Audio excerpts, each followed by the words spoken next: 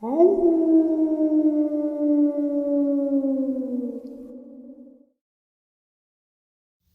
greetings and salutations, everyone, and welcome to tonight's second half. Before we jump into it, a couple links. As you know, I rely on Patreon, PayPal, channel membership, and the merch to help the channel to continue to grow and go. Links to Patreon, PayPal, and channel membership is in the description below. The merch displayed directly under the video.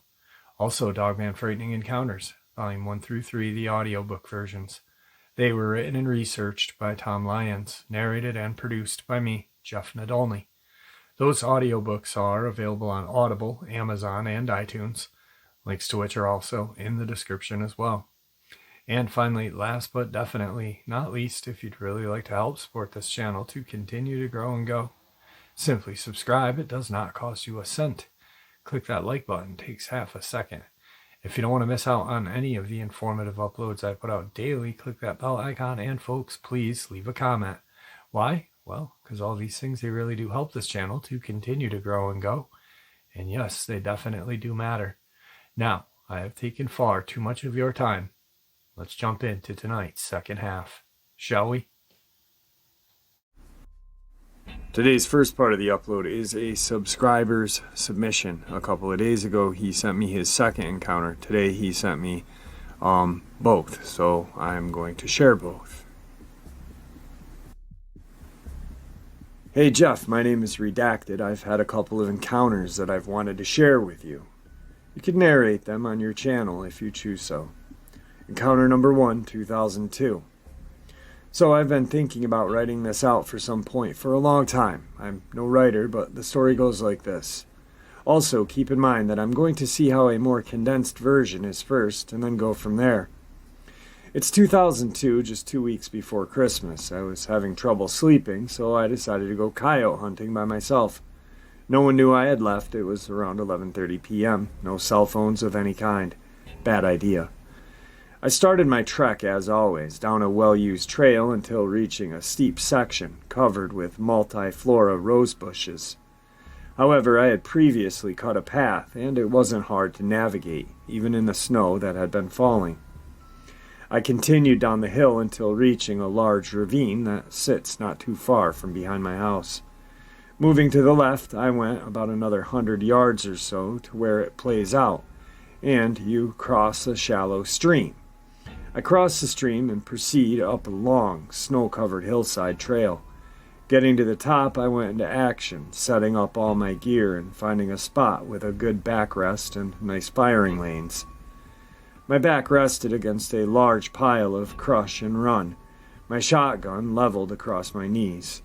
I sat there getting colder and more snow-covered by the minute.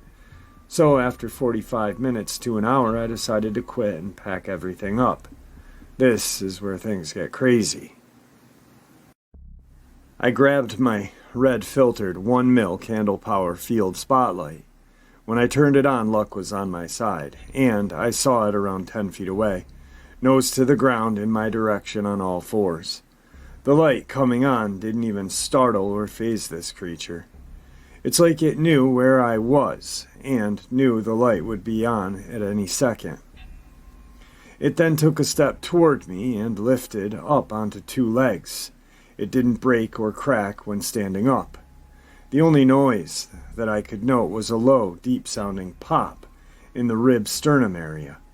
It stretched out and puffed its chest as if it wasn't big enough. I would have had to say that it was at least 7 to 8 feet tall, with 5-finger hands, with 2-inch claws.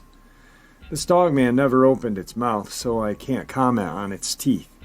It took a step toward me, and having my shotgun already leveled, I fired a shot that hit it right in the right mid-upper portion of its ribs. Mind you that hitting something this close with a shotgun usually causes a major hole, and nothing could walk away from it. The shot let loose a mist of blood in the red-tinged light of my spotlight. It let out a loud yelp, then tucked its ears and ran to my right. It made it out of the light circle in 2 strides. I fired 2 more times at it, but it was much too quick and I missed. I got up and started walking in the direction it ran, forgetting momentarily to reload my shotgun. I walked for about 10 feet and found a large pool of blood, then walked a few more feet and found less blood. This process repeated until I was 30 feet from where I initially started and there was no blood, just footprints. It's as this thing could regenerate or something to heal itself of such a massive wound so quickly. I stopped and realized how stupid I was going after this thing after it just got wounded. I don't know, they hunted in packs then. I just thought I had encountered a real-life werewolf. I then trudged home in the night with a surely wounded God knows what potentially circling me the whole way as I went back. I took my time getting back. It took me 2 hours to walk what normally took 20 to 30 minutes. I made it back home, went to bed, and never spoke of that night again until 2019. I hardly hunt anymore due to health problems, but even if I was healthy, going back out there, you would always be looking over your shoulder. However, I'm working on getting a group of professional cryptid researchers to come and take a look. Encounter 2, 2003. While walking to a friend's house, I was met by a large canid coming out of the woods in front of me at about 50 feet. It looked like the combination between a bull mastiff, a Rottweiler, and a Doberman, only this animal was between 3 and 4 feet at the shoulder while on all fours. It seemed to be at least 3 times the size of a mastiff. It was a solid-looking animal. I watched it as it covered 50 feet in less than 5 seconds, and it was to me. It got right up to me and lunged forward, attacked me using only its mouth. I had no weapons or no good defense alternatives, so I did the only thing that popped into my mind. I turned my body to the right and rammed my arm as deep down this thing's throat as I could, which was only a few inches past my elbow. It must have been a juvenile, as it was inexperienced and its teeth weren't extremely sharp yet. I barely got a scratch on me. After jamming my arm down its gullet, I then grabbed it around its neck with my free right arm and began to try to choke it with all my strength. I squeezed for a good 2 to 3 minutes. The tension in its body relaxed, and then I slowly stood up, shook the goo off my left arm. Talk about the smell of death. It only took a minute or so for the creature to get back on all fours. It stood there gagging for a minute, and then it locked eyes with me. It gave me this look, "You bastard." Then it turned and ran off back into the woods. Both of its front feet were actually hands, as it had 5-digit fingers, although the claw-like nails at the end were less than 2 inches. I didn't get a good look at its back feet. It had the most golden eyes I had ever seen. Again, this event took place at nearly dusk, so I couldn't make out colors well, other than it was dark, not jet black, but a very deep brown coloration. If I had to guess, I would say it was 6.5 feet long, snout to the base of its tail. This one had a longer tail, about 2.5 feet long. Also, it felt like it weighed 200 pounds. It was probably heavier than that, but I once again was lucky and pretty strong in my younger days and was able to stalemate its attack. I have not shared this story with very many people, and all I ask is we keep it in the group until I decide I really want to share it.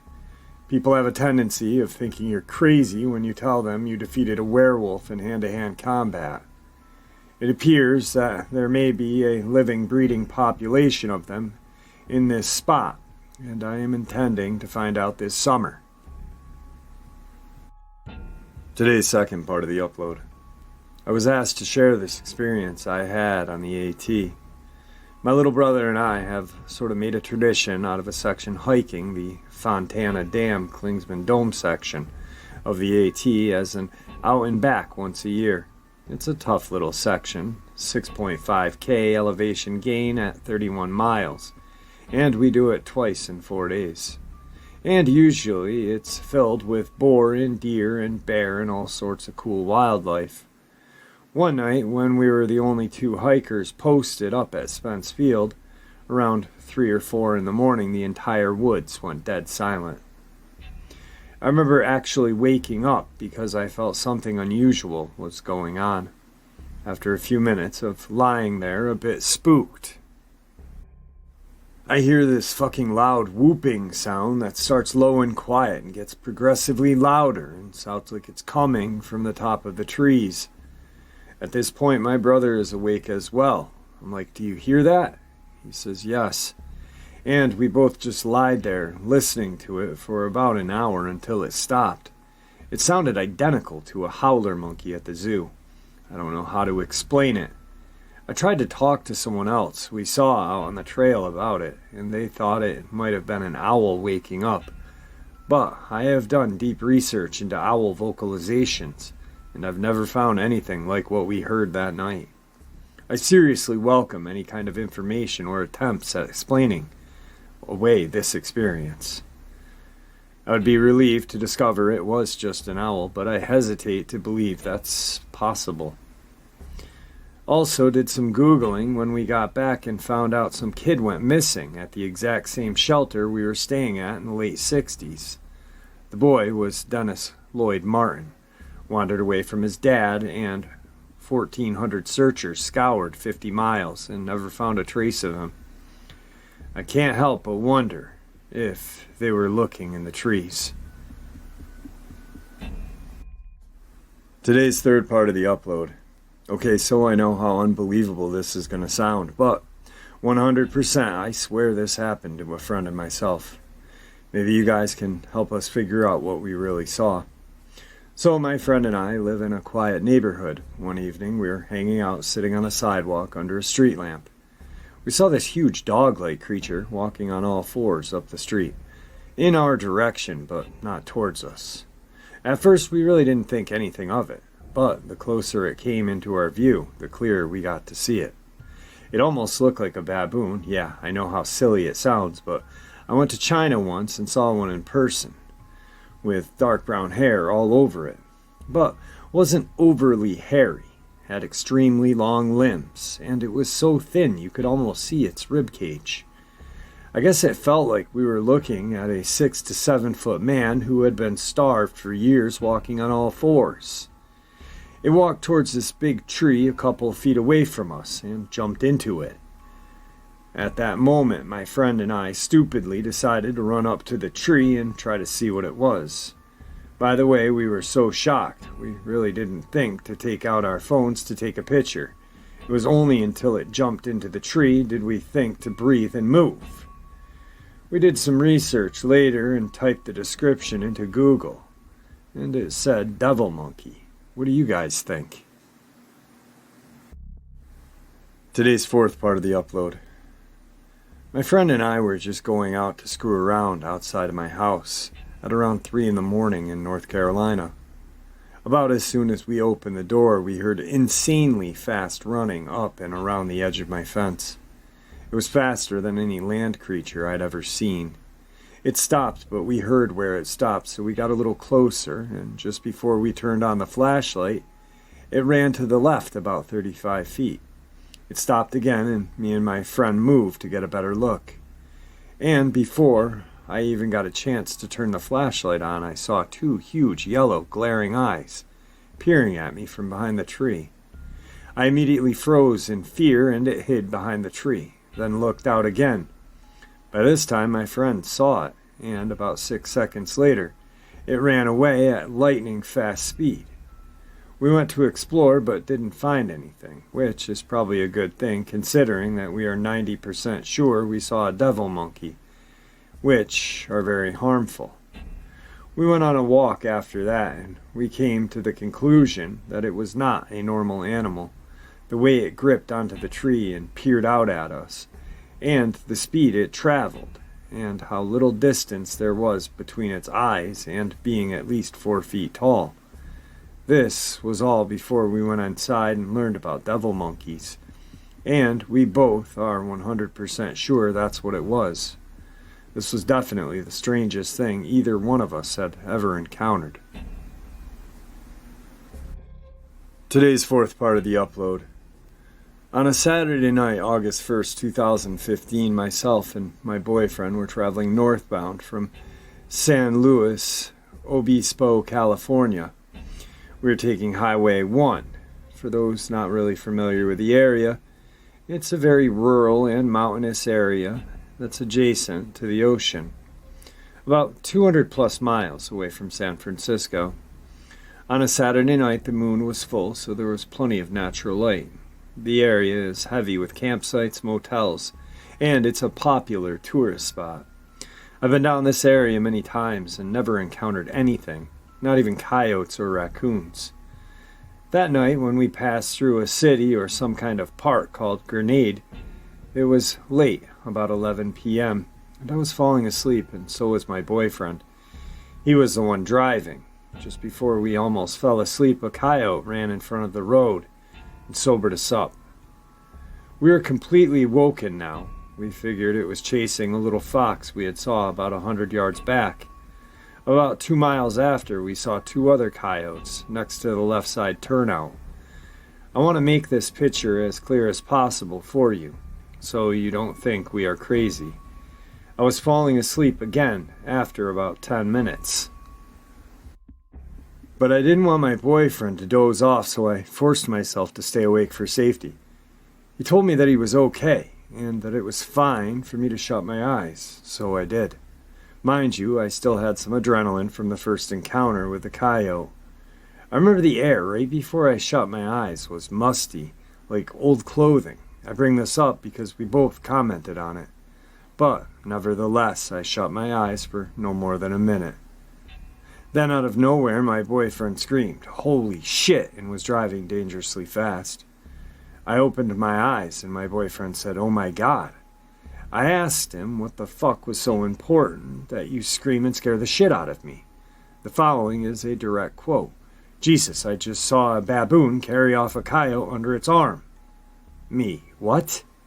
"I just saw a baboon carry off a dead coyote under his right arm. It had dark black matted fur, long arms, and was carrying off a coyote. It was on your side of the car." Me, "It had to be a person." Boyfriend, "No, it was a baboon. It was about 4.5 to 5 feet tall, long arms, and black hair. The high beams were right on it." Me, "Who the fuck would have a chimp out here?" Boyfriend, "It might be someone's pet that got out." Me, "You can't keep those kind of animals out here. It's illegal as hell." Boyfriend, "You know this area is rich bucks. People ignore the law." Me, "We haven't seen a house for 50 miles. We went on to argue about what he saw for a good hour, but for the rest of the trip back he was hyper-vigilant. I want to make it very clear that my eyes were closed and I didn't see anything. My boyfriend has glasses and has poor vision at night. However, the moon was completely full and his high beams were on. Anyone could see no matter what the conditions. After doing a little research, I found out in 2009 there were reports of an ape taking small animals in the area of Trinity, a city no more than 25 miles away from our area. But the Trinity reports were all classic Bigfoot. Please, if you ever seen or heard of something like this, please leave comments.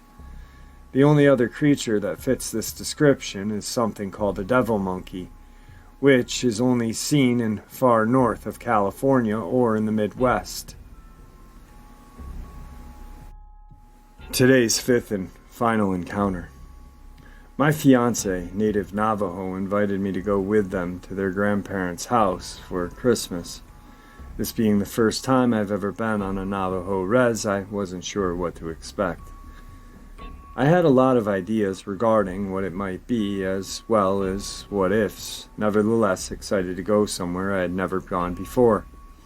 Most of my excitement was reserved toward learning about the culture and unique opportunity of visiting a reservation as an outsider. Because of this, I was also a bit nervous. What if I wasn't expected? Would the people be welcoming, or would they be hostile towards my presence?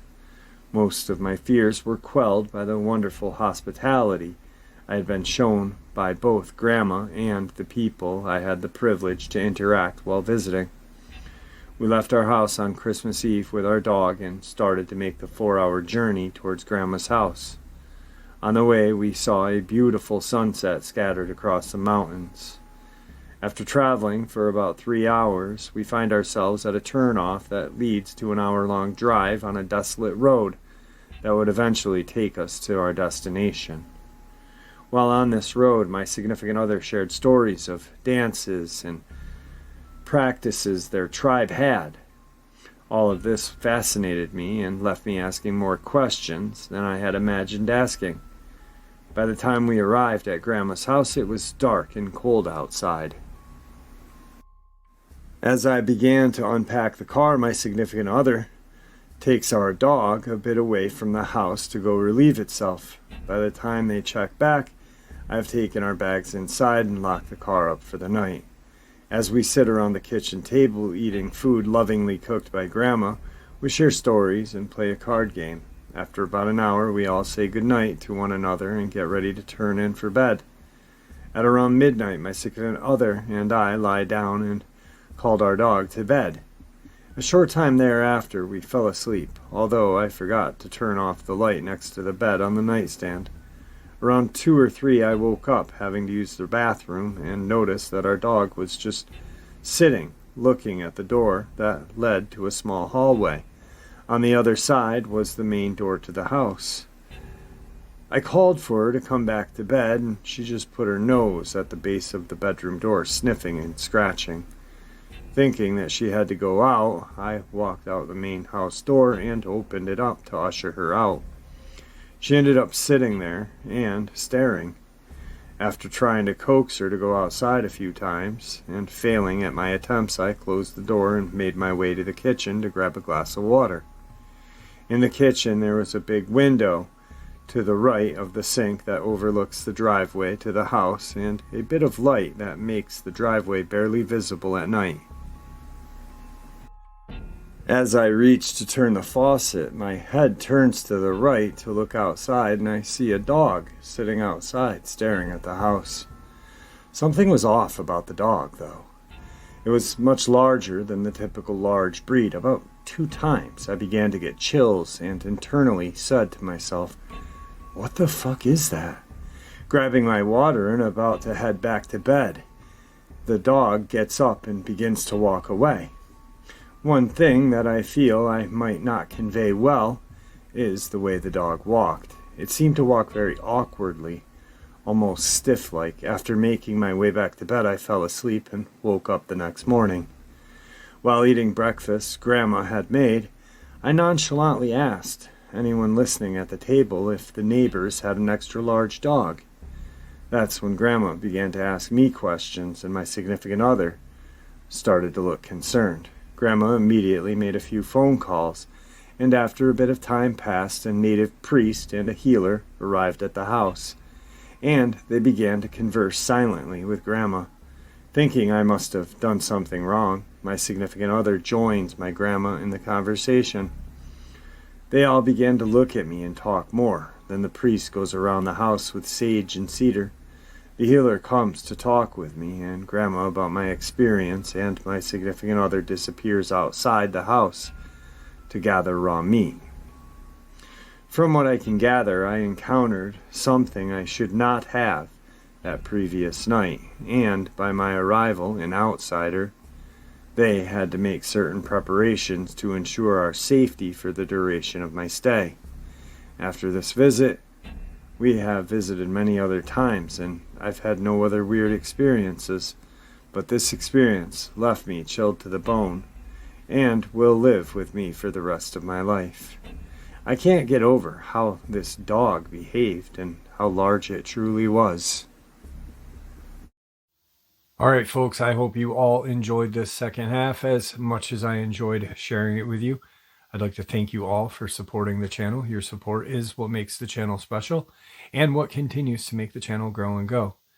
With that being said, everyone please stay safe, happy, healthy, and ever vigilant, keeping an eye on our children, our pets, our family, and friends. These creatures are real, they're out there, and they are dangerous.